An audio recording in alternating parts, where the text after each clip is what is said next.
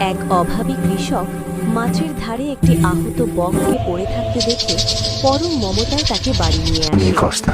কয়েকদিন সেবা করার পর বকটি সুস্থ হয়ে উড়াল দেওয়ার সময় একটি উজ্জ্বল রূপালী পালক ফেলে যায়।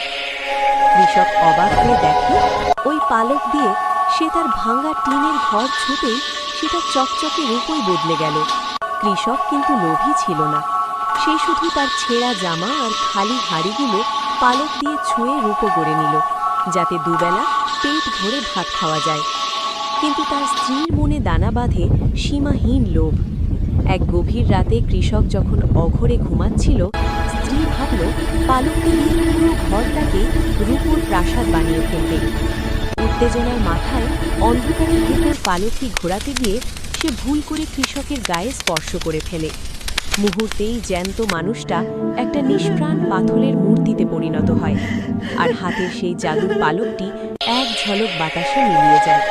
স্ত্রী তার ভুল বুঝতে পেরে পাথরের মূর্তিকে জড়িয়ে ধরে ডুকরে কেঁদে ওঠে, কিন্তু ততক্ষণে সব শেষ হয়ে গেছে।